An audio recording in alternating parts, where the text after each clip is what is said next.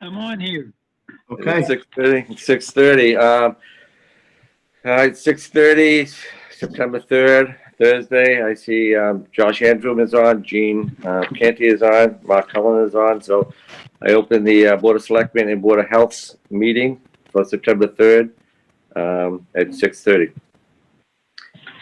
Hey, just so you know, Josh will have to make all the motions because I don't have my packet. I left town at much before it was delivered. Okay. All right. No problem, Gene. Okay, so we're gonna have a COVID update by Deb Murphy and John Coolin. Okay. Oh, Deb.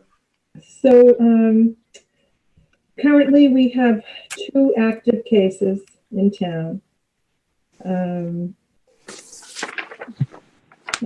Not bad. And that's pretty much it. I mean, we've had those 2 cases for a while where it's taken a little bit longer to recover this time. But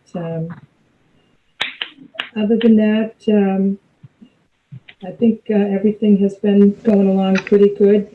We had our weekly numbers came out today from DPH, and we have percent of positivity for Nahant is 1.84 right now. So we're still in the white zone, which is the best zone to be in for communities. And that's really good for the schools because, you know, they want to keep the numbers really low so they can go forward with their plans to reopen on the 21st. I have a couple more interesting facts so the data that comes out on Wednesday is the previous 2 weeks. So the average age for the state now of people in the last 2 weeks that have contracted COVID is 37. The average age of the people that are being hospitalized is 63. And the average age of people that are continuing to die is 80. But I think it's interesting to see that the average age now is 37. So we're seeing a lot more numbers in younger people than we once had them so much older. John, do you want to add anything to that? I do not know what I could add. I think that's pretty comprehensive representation of the local and statewide numbers. I think that, as you said, it bodes well for the school opening, and remains to be seen if folks in town can maintain an awareness of the risks involved and the actions that people need to take. And we will respond as the data dictates. Yeah, I will say that the difference that I see right now in the contact tracing is when we reach out to the close contacts of the index of the positive case, people do not want to quarantine for 2 weeks anymore. And people are not quarantining for 2 weeks. So I think, you know, the guidance says if you're a close contact, you should be tested, and everybody is getting tested. But it also says even if you test negative, you should quarantine for 2 weeks. And I think a lot of people now, when they see that they're testing negative, they just disregard the quarantine guidelines. Yeah, but are the cases that are testing positive, are they asymptomatic? Are they have symptoms? No, unfortunately, the last couple that we've had have very symptomatic with complications. So. Okay. Anything else? Anything else on COVID, Tony? No, I'll say, you know, that Deb and John continue to do an unbelievable job. I mean, no one ever expected this many hours to be involved in this type of year, and it, you know, obviously we appreciate that fully. And I think that a lot of residents in town, I think, I still see a lot of people wearing masks and going into the store with masks on and I, so I commend a lot of people in town for continuing to adhere to those guidelines. I can understand what Deb's saying there, but it is important that we continue to follow the guidelines and follow Deb's direction. And I don't know, in light of that, I don't know if you want to talk a little bit about, for folks that are on this meeting that maybe weren't on our meeting yesterday morning about town meeting regarding COVID. Sure. Before we do that, let me just remind people, I don't need to remind them, but it's a holiday weekend, so we have to be extra cautious in gathering and, and joining large groups. So I hope that people keep this in mind when they're out and about over the holidays. So. If not for themselves, so that we can keep the schools open with kids in the schools. It's a community effort. And so, we really got to stay on it because, in order to keep the schools open, we got to keep our numbers down. So it's important. All right, great. Thank you, Deb. Thank you, John. Appreciate it. Opening comments, Josh. Any opening comments? No. Gene? No, I think I'm good. I just, I would like to say that I thought we handled the situation with the town meeting very well. You guys did a great job. I mean, it was a tough decision, but I think we made the right decision. And hopefully we'll be able to get through this in a safe and reasonable way. So, Tony, do you want to talk a little bit about that? Yes. So in the warrant book, folks, obviously with minimizing the warrant down to essential articles only, we don't expect to have as much of a crowd. We will be just, if it goes the other way where we really don't get a lot of people to come, which would be a good thing in the sense of public health. We're going to take advantage of the legislation that allows us to lower the quorum amount. That legislation requires that we post that we're going to take that vote, publish it in a newspaper 7 days in advance of taking that vote. And we will take that vote at our next Board of Selectmen meeting on the 16th. And that legislation allows us to go from 75 people, 10% of it, down to 8 people. Well, that'll be the Finance Committee and the Board of Selectmen. So we should be good. But we're good. Obviously, with the way we're going to try to educate people on, why we reduce the warrant and how we would want to educate people in advance of how simple and essential these articles are. We certainly don't want to risk having less than 75 people there and then not having quorum. So I think it's important that we take advantage of the vote just in case. And, with that in the warrant book, I think the second page in there is a memo about what to expect for people who do decide to come to the meeting. Everyone is required to wear a mask at all times. Folks will be asked when they're entering the meeting if they've traveled in the last 14 days to any of the states that require quarantine, or if they should be in quarantine due to a positive test or close contact. And if that's the case, then they won't be allowed in. Our bylaws do allow for our bylaws allow for a resident to have a representative speak on their behalf at town meeting. So if you are in quarantine, if you cannot attend, but you have comments that you want to be voiced at the meeting, you can have someone else speak on your behalf under our bylaws. Now, they can't vote on your behalf, but certainly they can provide comments on your behalf. We'll also have 6 feet spacing in the lines. We'll have it organized as far as entering and exiting the meeting. We'll have seats spaced out. Microphone will be disinfected in between uses. Restroom facilities will be disinfected in between uses. And we'll have electronic voting and a number of other things still. There's still a decent amount of logistics involved in setting it up, but certainly a better, safer situation for those who will be in attendance. Traffic, as far as traffic pattern goes, the direction will be into the parking lot off of Flash Road in between the Department of Public Works building and the fire station.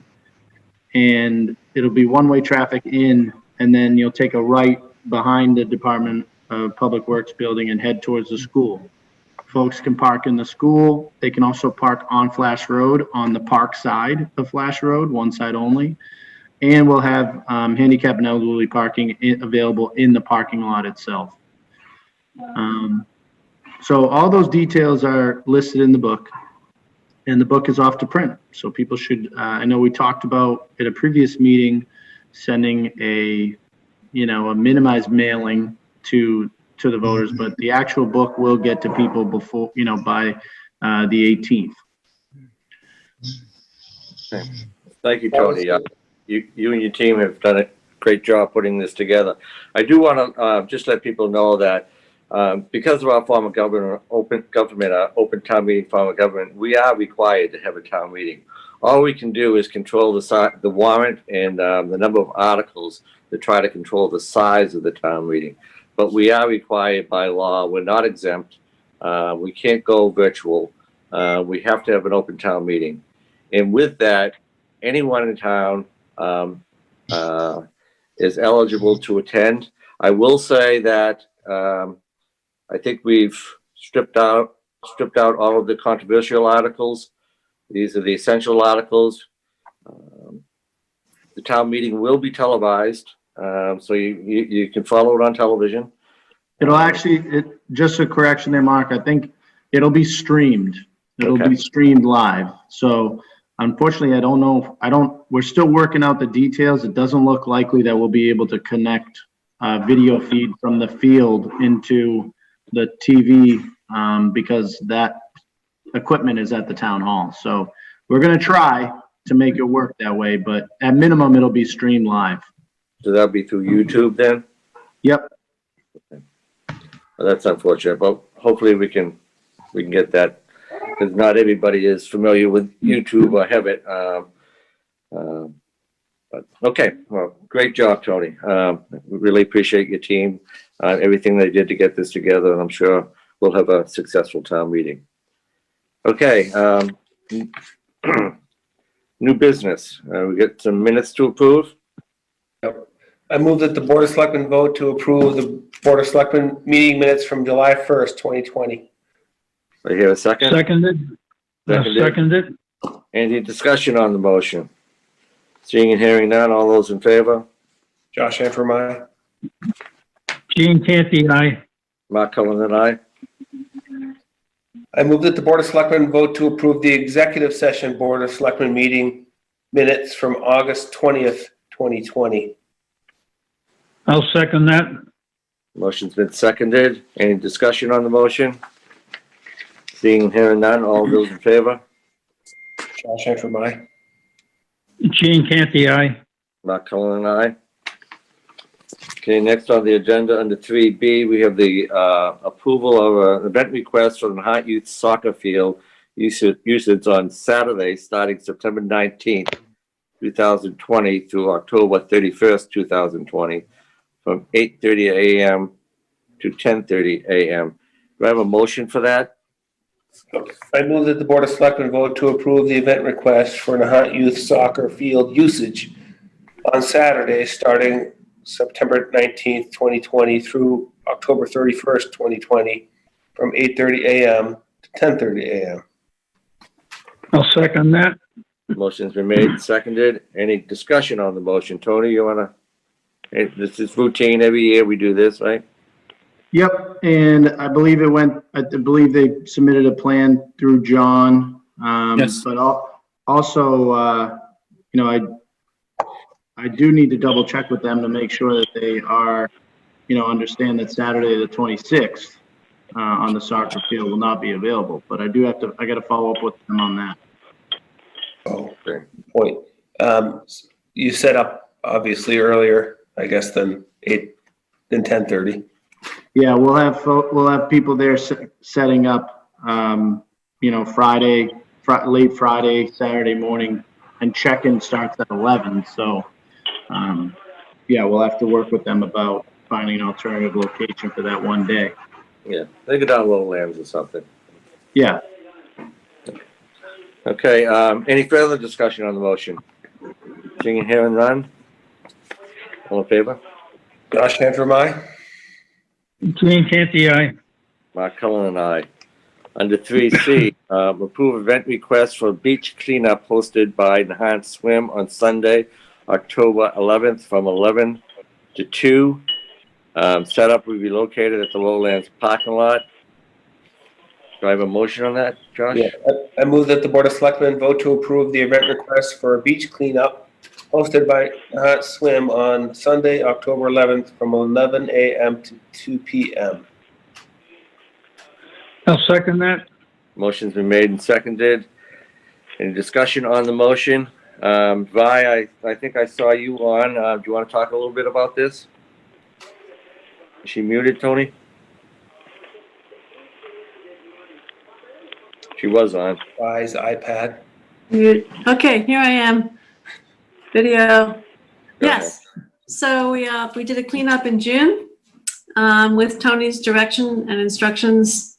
And when I submitted the application to the Board of Selectmen, I included the requirements that we developed along Tony's suggestions. And our cleanup in June went beautifully. In fact, the Nahant police came and observed us to notice the distancing, etc. And it went really well. Pretty much was family members came and it went really well. So I hope you will approve this because it's good to clean up after the summer season. Well, thank you very much, Vi, and all the volunteers that work with you and swim for doing this. I know you've been doing it for years and years, and it's a great event. So thank you again. Thank you. Any further discussion? Bye. Thank you, Tony. You're the best. Have a go, you guys. Thank you for all your work. Yeah. Thank you, Vi. Oh, by the way, I really love the Nahant thicket. It came out great. Good. I encourage everybody to go down there and take a walk through the Nahant thicket. Really Yeah, nice. the boardwalk is gorgeous. Yeah, I know you had a lot to do with that, Vi, so it's really nice. Thank you, Mark. Okay, can I have a vote on this? All in favor? Josh Antrim, aye. Gene Canty, aye. Mark Cullen and I. Next on the agenda is ongoing business, preserving East Point, continuing discussions. I don't have anything to say at this point. Josh, do you?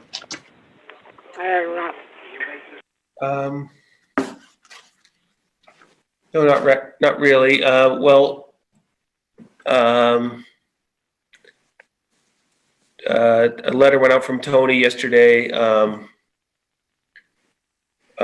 In light of the fact that we've whittled the town meeting down to the bare essentials, among many other articles, we won't be able to address eminent domain articles. And in addition to that, per the governor's orders, we can implement we don't have to listen to applications until 45 days until after the governor's orders lifted. So a letter went out today from the town administrator informing Northeastern of that. I don't know if it's worth reading that letter, if that's handy for you, Tony, or. I can read it. Sure, go ahead, Tony. Let me pull it up real quick here. If I can find it real quick. But you're spot on there, Josh. It's essentially Chapter 53 of the acts of 2020 allow the town some flexibility. So I got some background music. All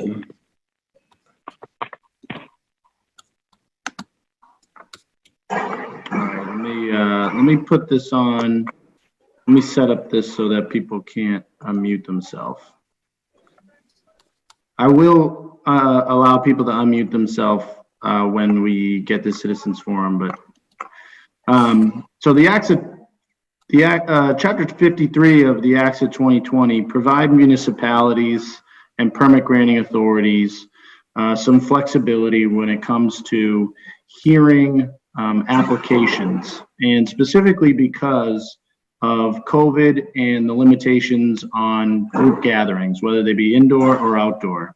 And so the nice thing about this is we don't have to, it's not a blanket tolling, so simple applications, permit applications that don't, garner a significant amount of attendance or, kind of meet that threshold of difficulty of putting people together to comment or hear or participate in a hearing like that.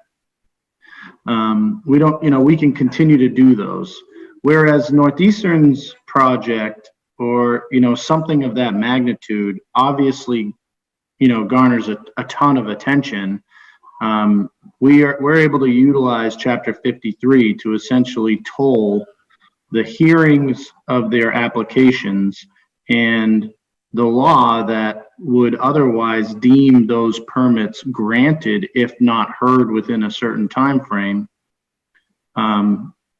it doesn't apply in this situation because of COVID. So let me read this. Dear Mr. Martin, that's Ralph Martin, General Counsel for Northeastern. Dear Mr. Martin, I am writing in regard to the proposed Northeastern University Marine Science Center expansion at East Point in Nahant.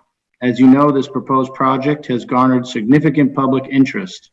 Indeed, any public hearing or meeting held addressing any aspect of the proposed project is usually attended by a capacity crowd interested in all aspects of the regulatory process. As you are aware, due to COVID-19 emergency crisis, the governor has limited crowd size for indoor and outdoor gatherings. Therefore, meetings and or hearings that garner significant attendance are very difficult, if not impossible. As such, Chapter 53 of the Acts of 2020 provides that non-action by a permit granting authority shall not deem a permit granted, so long as said permit granting authority act within 45 days from the lifting of the governor's declaration of emergency. As I indicated above, due to any hearing or meeting involving the proposed project would likely garner significant public interest, the town will not conduct such hearing or meeting virtually and instead will wait as allowed by Chapter 53 of the Acts of 2020 until the governor's emergency declaration has been lifted. The town requires that Northeastern recognize the unique circumstances and challenges facing the town in these challenging times and commits to refraining from any further filings from the town until such time as in-person hearings can be conducted. Thank you for your expected commitment to suspend filings and site work. If you wish to discuss this matter further, please do not hesitate to contact me. Thank you, I apologize for my son's speaking up in the background, if you guys can hear him. So to distill that down, by whittling down our town meeting and showing concern for the health safety of our citizens, we expect the same thing of Northeastern. For sure. Anything else, Gene?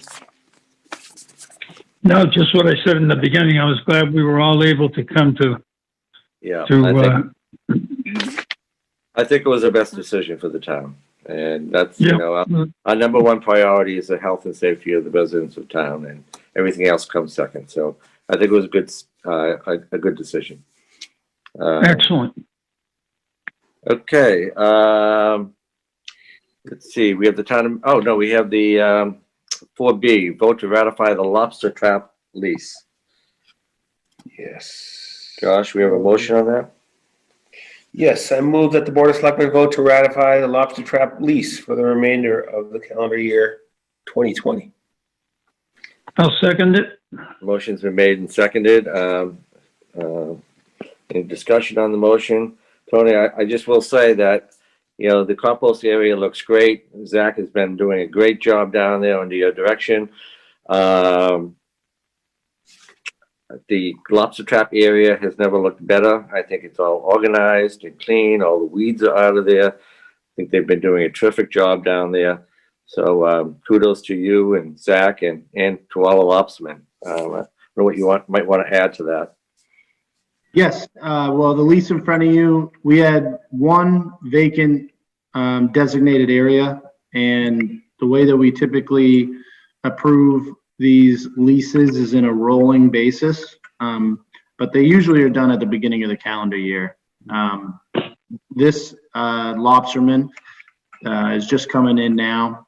I think just purchased license and traps and a boat, so is coming forward, and we're giving him a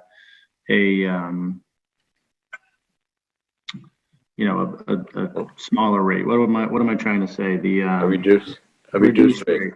A reduced rate, yeah. And yes, the compost area looks great. Zach's been doing a great job. DPW's been doing a great job.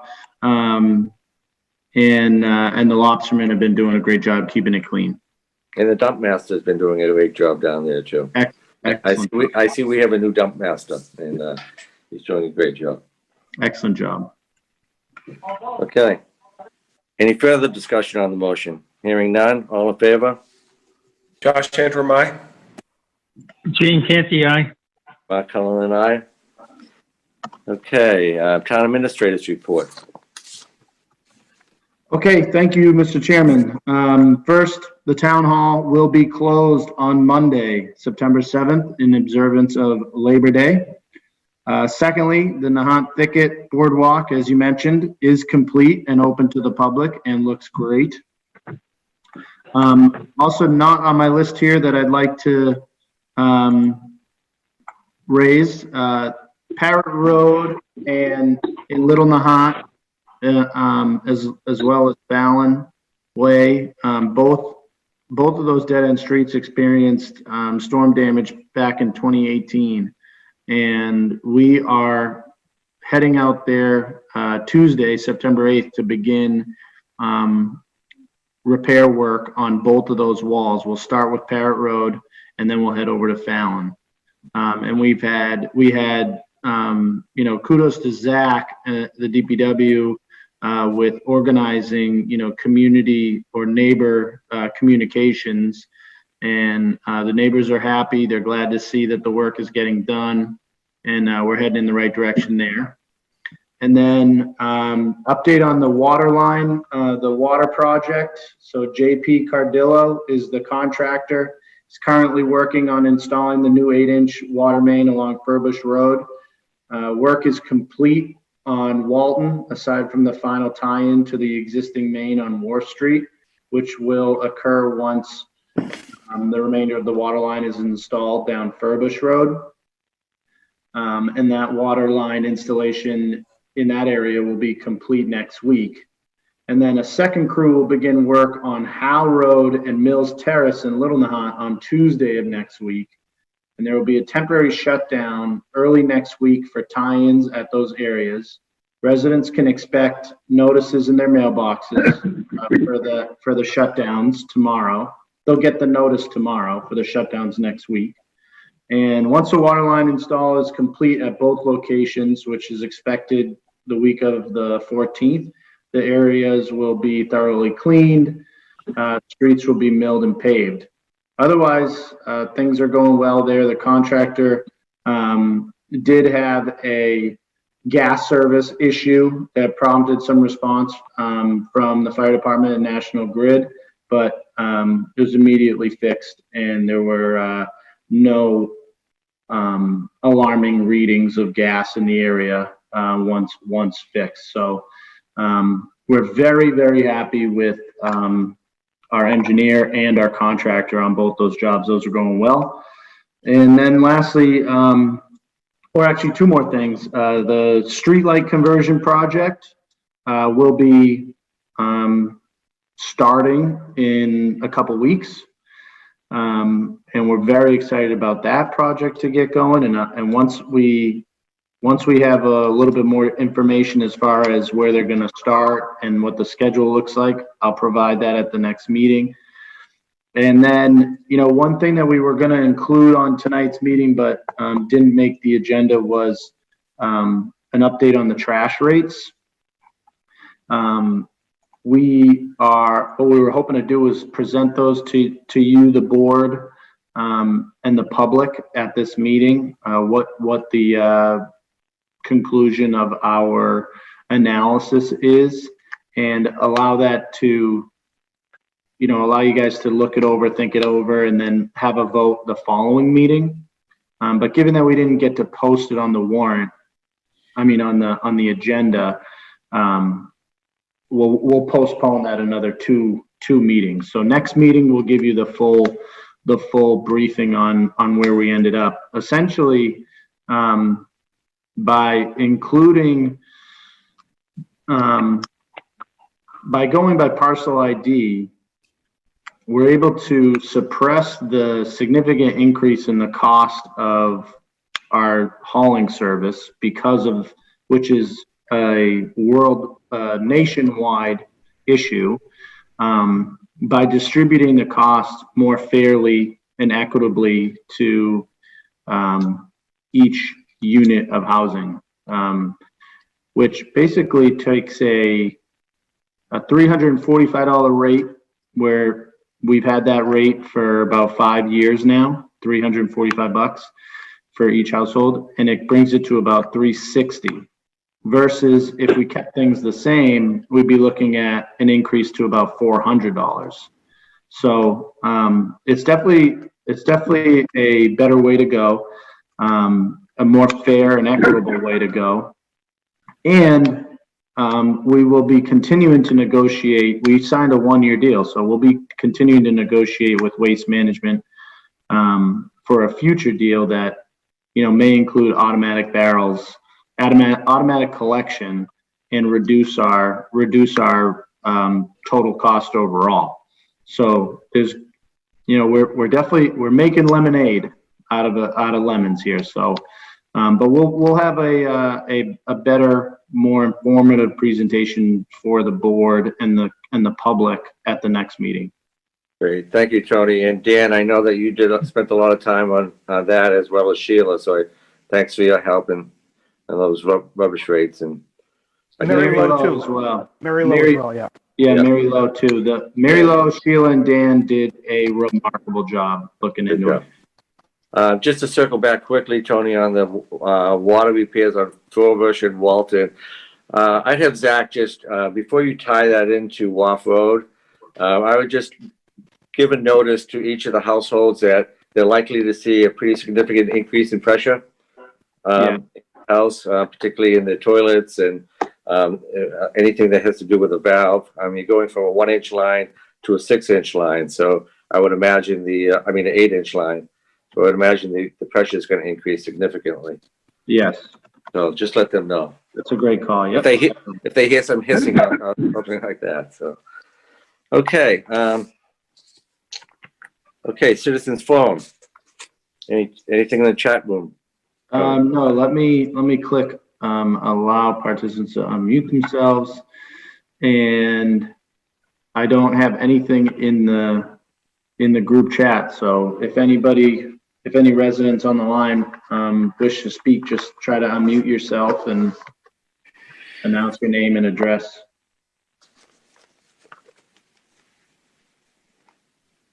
Well, that's a first.